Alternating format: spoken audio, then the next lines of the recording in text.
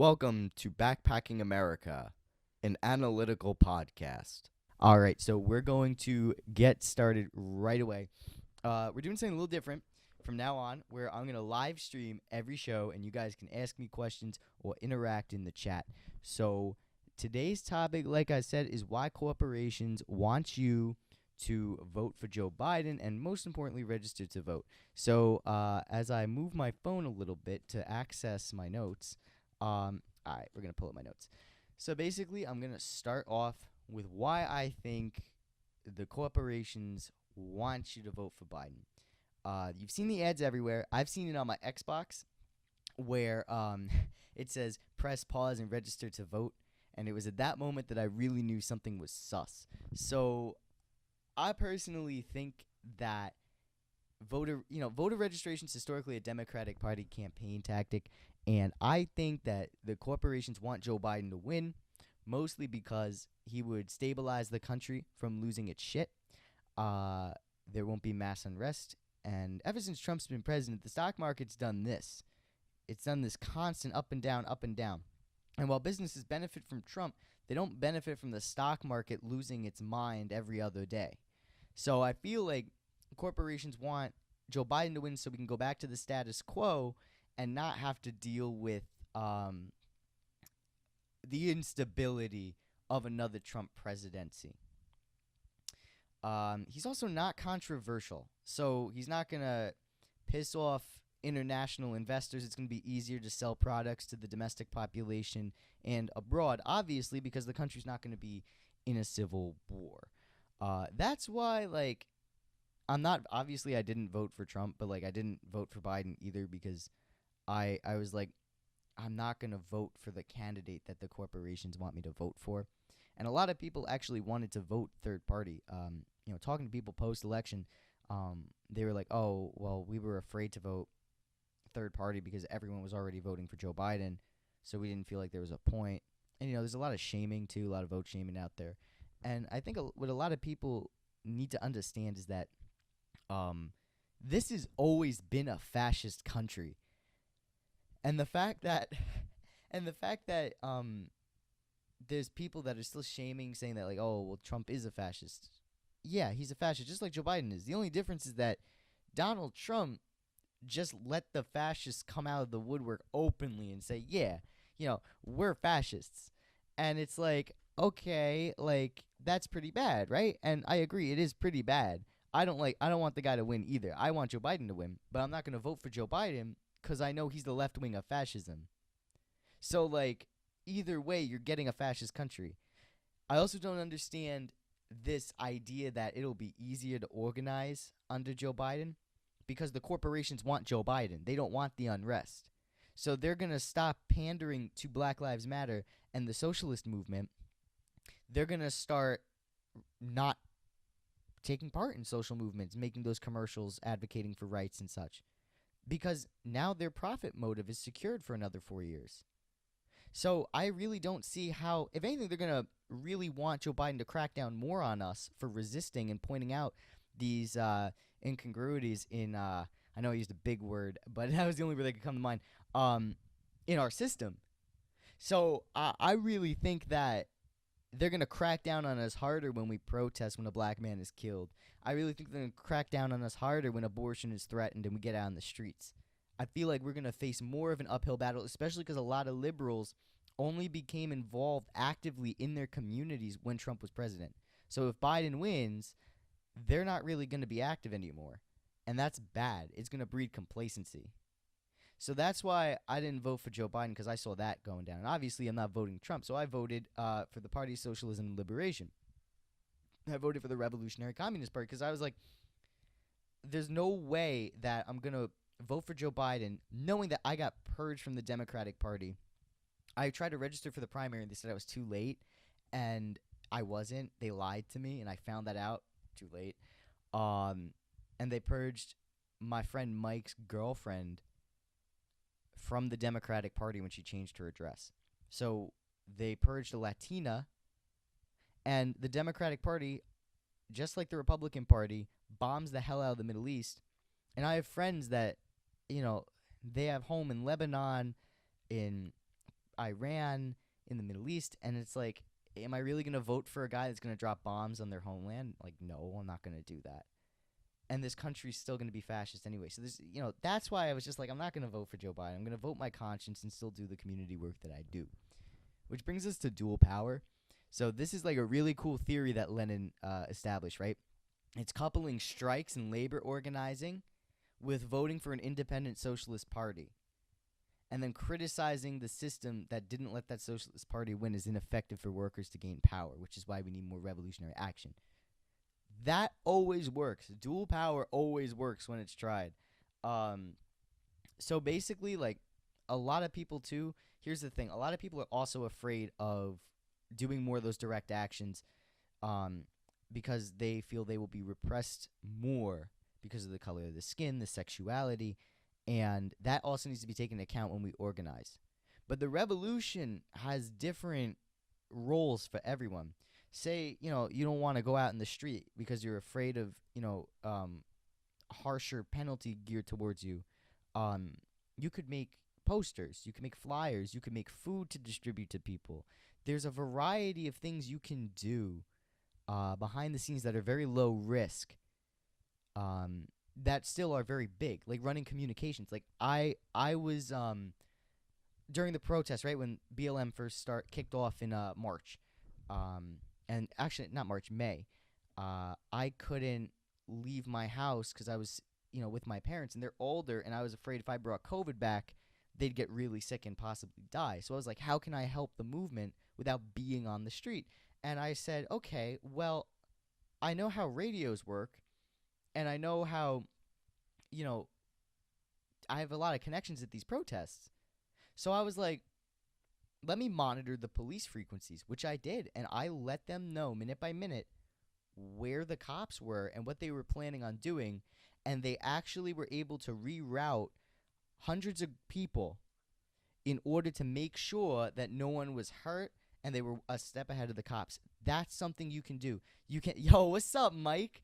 We were just talking about how your girl got purged from the party, from the Democratic Party, and now we're talking about things that you can do locally if you don't want to risk anything. So yeah, you could use like radio communications, and you could monitor the police scanners and tell people at these protests what's going down. Like, that is so essential, and we don't have that.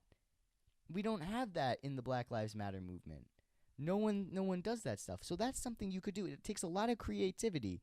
If you have a skill you could teach, teachings are so important. A lot of people in the movement don't know how to garden or be self-sufficient with their food, with their water collection, with the establishment of communications. If you know any valuable skills that you think could be applied to the movement, that's what you should do. You should teach those skills. That's another thing you can do. If you can give rides to people to the protests or to train stations, you could do that.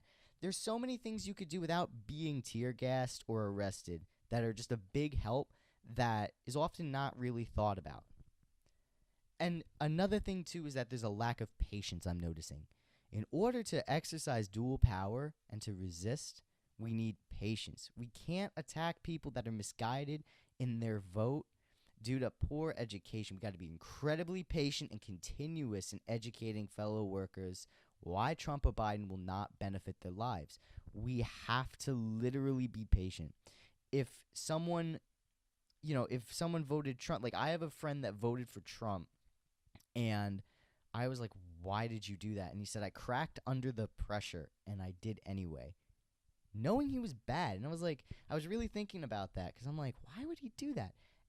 A lot of people that vote Trump are afraid of like disappointing their families, and they're afraid of maybe voting against their interests.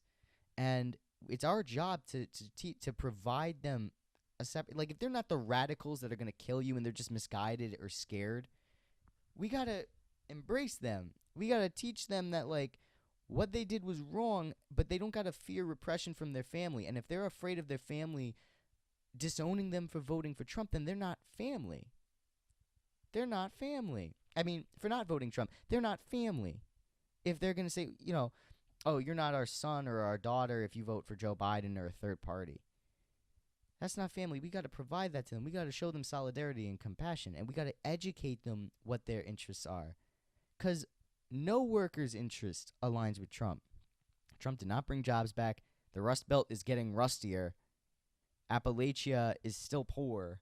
He didn't do any of that. He did not bring any jobs back. My life has not gotten any better under Donald Trump, nor has any workers' lives. Our purchasing power is still going down. It is still bad. So I really don't see how voting Trump is in the interest of anyone. But we need to be consciously educating these really, misguided people into understanding what the interests are and providing them a space to work through what's going on in their head, because they have never really gotten the chance to do that. So we need to, also make sure that we got to analyze this too. A lot of people vote Biden or Trump because U.S. capitalism is not giving workers of this country what they need to survive. So, like, every 4 years, abortion rights are up for repeal. Black rights are used as a political tool, and self-determination for an independent black nation is never discussed. We need to actually really look at these issues and see how can we make sure these rights are preserved. Like in Poland, the women literally went on strike. They would not do any. They're like, we are not working. We are not benefiting you economically until the abortion law is overruled. And they're looking at overruling it because the women took to the streets. We need to figure out ways to resist this insane system we have where every election your rights could be up for grabs. That makes no sense to me. What we need to do is actively take the things that we just talked about earlier in the episode, how to protest in ways that are low risk but essential, the dual theory tactic, and apply it to our situation. How can we use this tactic in America? And this is something we all need to think.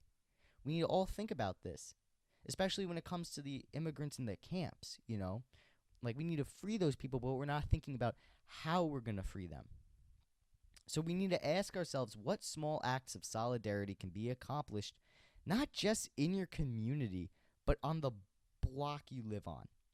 Like, what do your neighbors need? And that requires, just talking to your neighbors, working with them, helping them, if they're hungry, helping them eat. If they need it's snowing now, so if they need help with shoveling, just lend a hand for like 20 minutes. Maybe you'll meet a new friend. That's how it starts, is this solidarity and, really thinking about issues in your community and the nation. The reason why I think, self-determination for a black nation is important is because black people have never gotten to own land and develop their capitalist class like white America has. So they need, in order for there to be socialism in this country, they need to have their productive forces built up. So that way when socialism happens, we can effectively collectivize these workplaces and ensure that the least amount of material insecurity occurs. That's why we need that. And abortion rights going up for, being up for grabs every 4 years, that's just disgusting. That's absolutely disgusting. We need to literally band together to defend that. If there's a protest in front of your local family planning or Planned Parenthood, counter protest, bring people, tell them that's not right, because it will escalate. There have been people that went to family plannings and Planned Parenthoods and shot them up. If you confront them then and there, that is power. That sends a message to them that they cannot escalate, or we will escalate. So, for the one person here right now, what do you think about what I said? Do you have any questions? Do you, what do you think about all of this?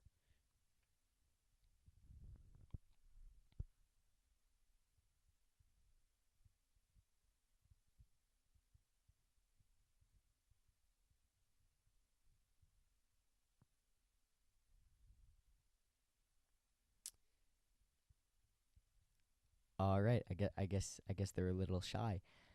But, it's just really discussing like a variety of tactics and how it applies. Oh, Scoot just said, give me a sec. I got you.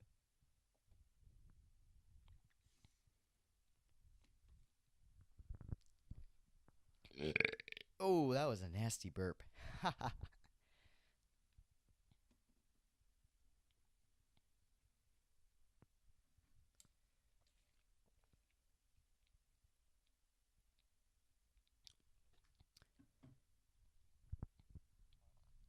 Let's also look at the election results. Let's go on 538. See what's popping with that in the meantime. Because like I said, I do want Biden to win. I just won't vote for him. Um, Now where's the voting map? 2020 map.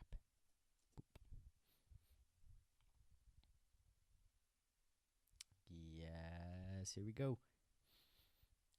Will it load? Oh my god. Is this real? Oh my god.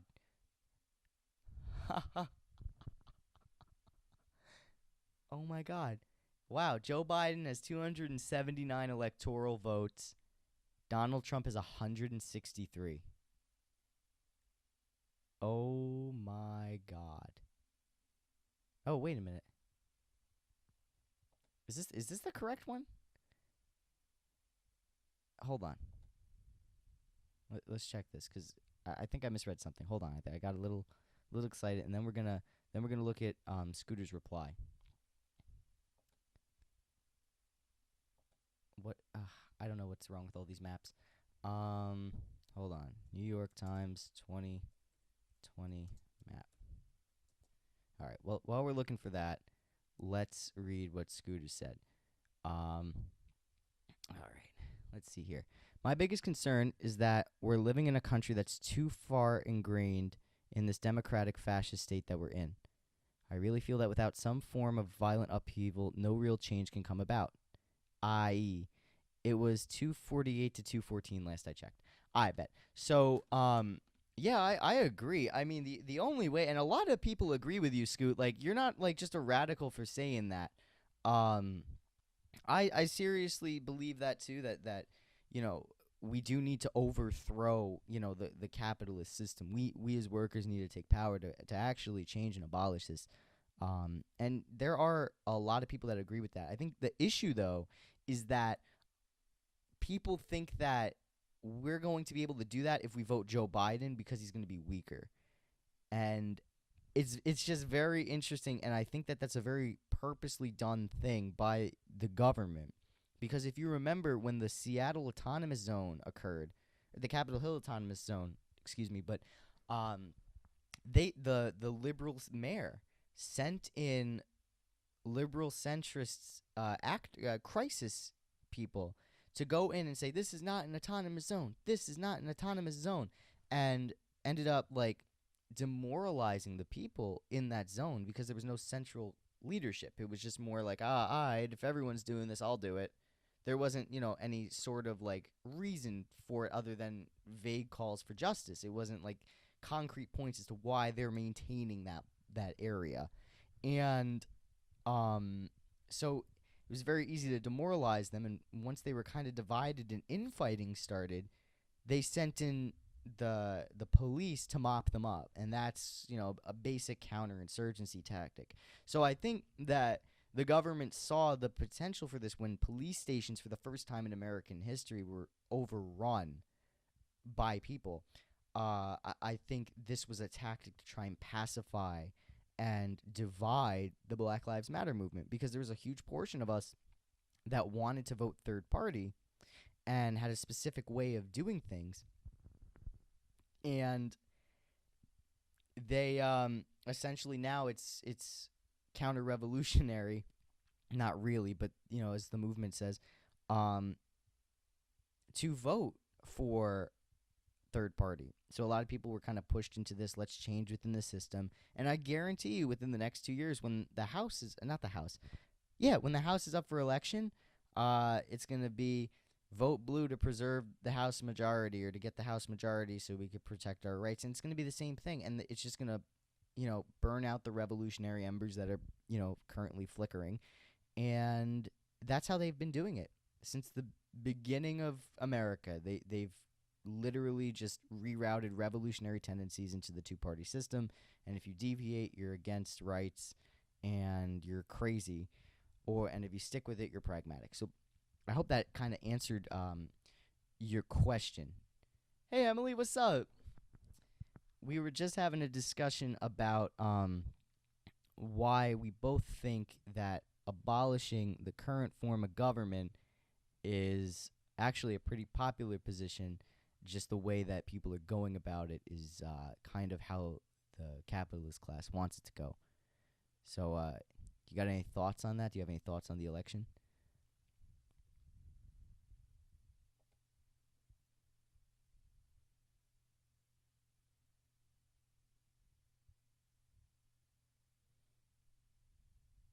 Oh, and I see the numbers for the.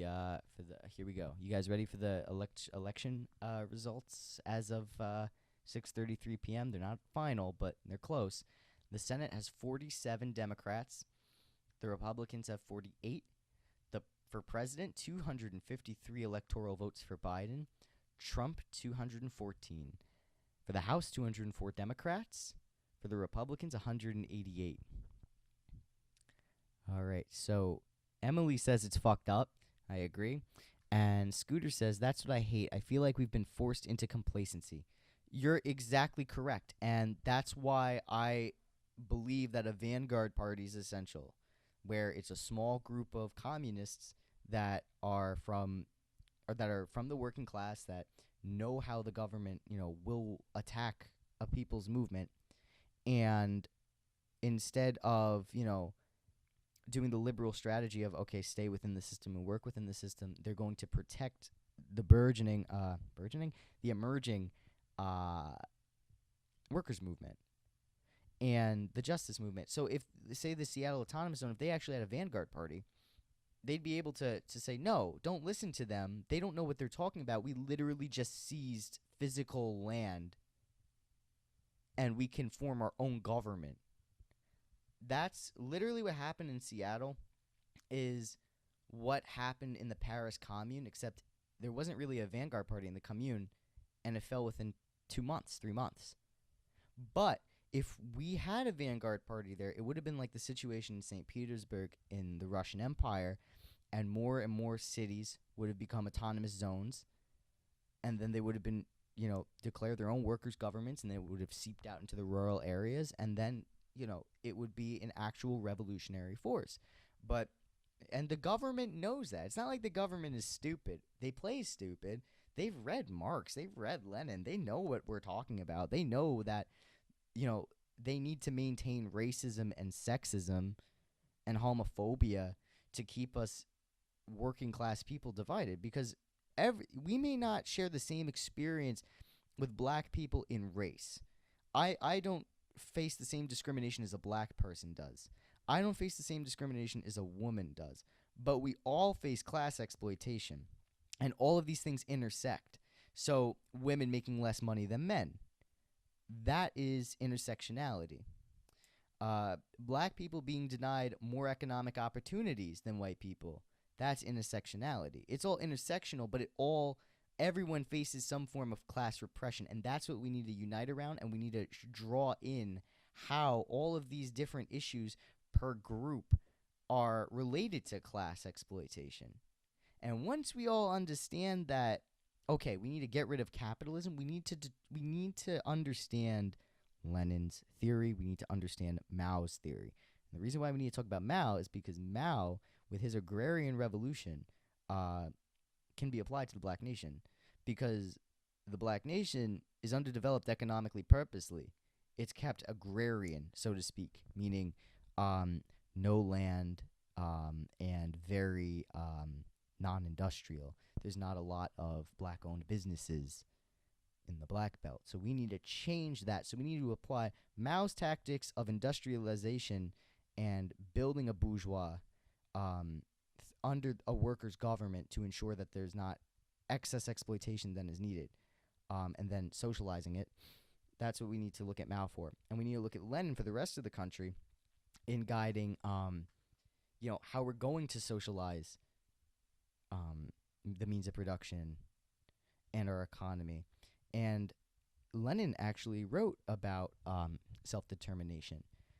I think the Soviet Union actually really wanted America, the American Communist Party, to focus on building the case for an independent black nation. And, because the Communist Party of America was chauvinistic and overwhelmingly white, they failed to see the error of their ways in not building that. So that was essential, and that's something that we need to understand today, is that is essential for all people to be developed. And we also need to look at the decolonization question and how we're going to give natives their land back. And right now, that's an empty phrase because no one knows how to do that. No one's talked about how to do that, but we need to talk about how to do that. We need to start having these conversations. What do you guys think about that?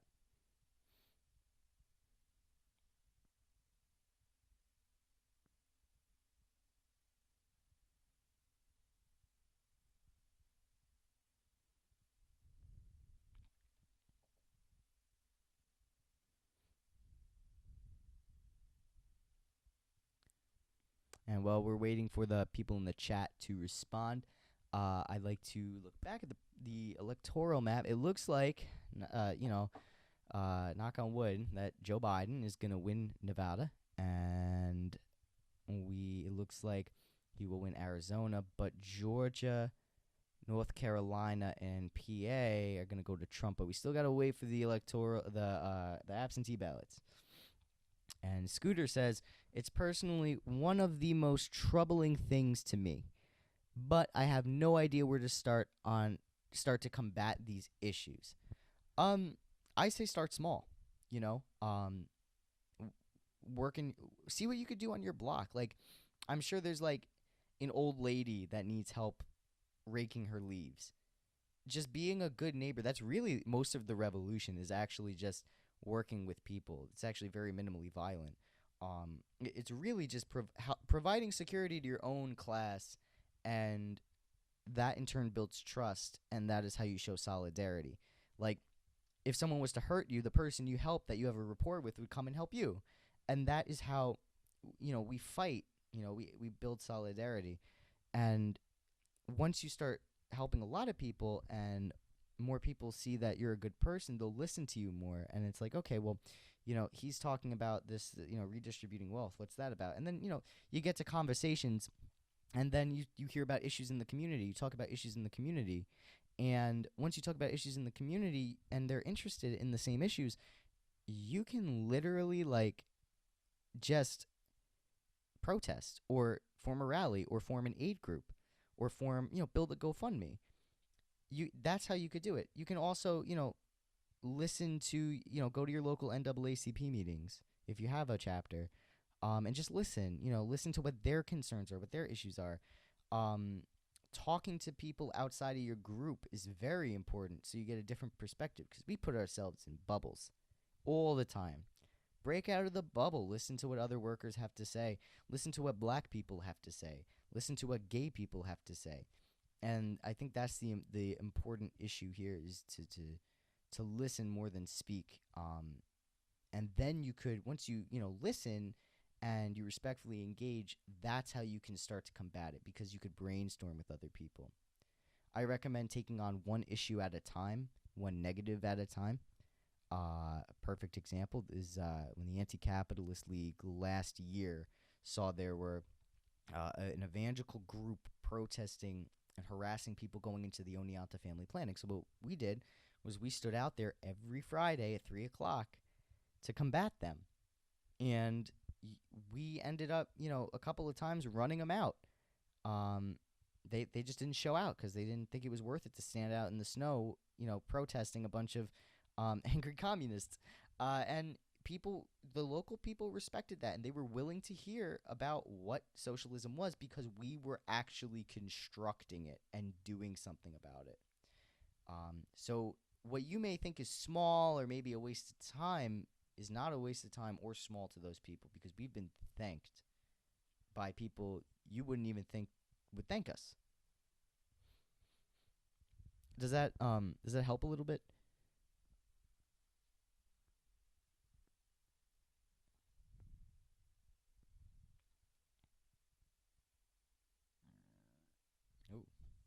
Grumble, grumble. I'm hungry.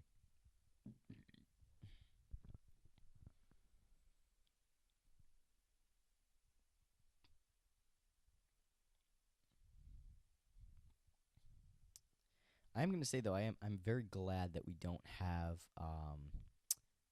RussiaGate anymore. I think that was just so silly. Yes, it does, my dude. Awesome. Well, I'm really glad that I hope that you go out and you do some of these things, and if you ever need anything, just hit me up or whatever. Um, do you guys have any other questions about anything I've said so far, or like concerns, or whatever? Hit me with it. Election predictions. Maybe if there's some literature you could recommend towards the end of the show, that'd be dope too.